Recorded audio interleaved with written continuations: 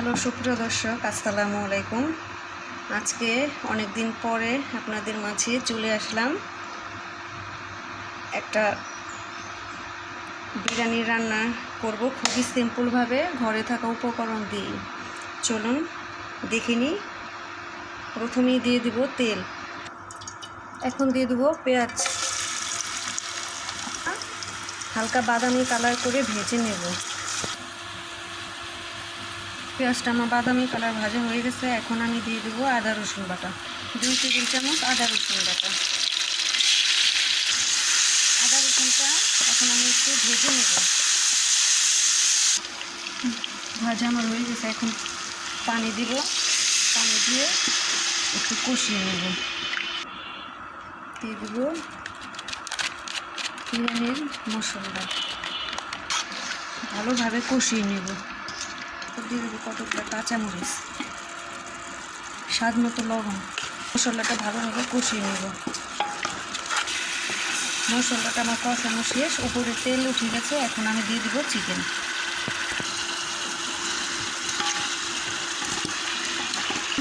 মশলার সাথে চিকেনটা ভালোভাবে মিশিয়ে এখন আমি কষিয়ে নেব।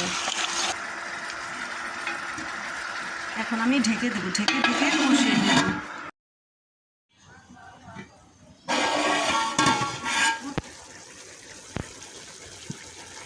এখন আমি একটু টমেটো সস দিয়ে দেব, মিশিয়ে নেব।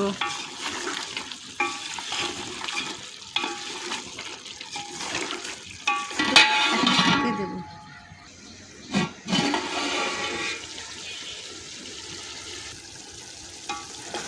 মাংসটা আমার কষানো হয়ে গেছে, দেখতেই পাচ্ছেন।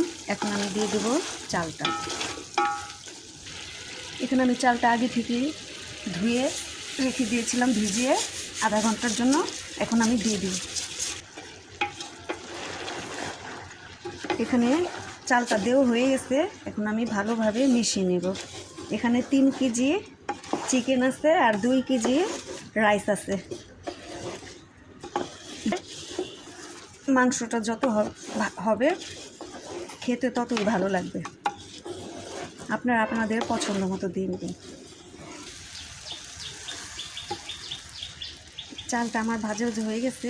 এখন আমি এখানে দিয়ে দেব ফুটন্ত গরম পানি।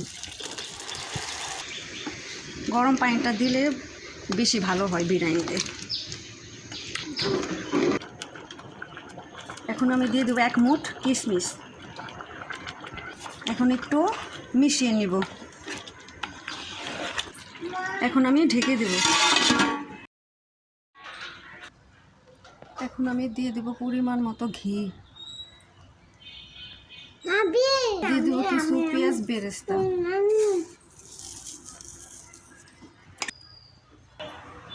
এখন একটু নেড়ে দিব। দেখতে পাচ্ছেন কত সুন্দর ঝরঝরা হয়েছে। খুবই সিম্পলভাবে দেখানোর চেষ্টা করছি।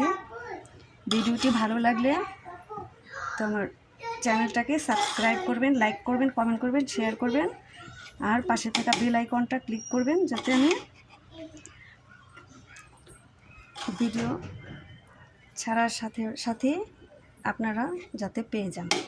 তো সবাই ভালো থাকবেন, সুস্থ থাকবেন। আল্লাহ হাফেজ।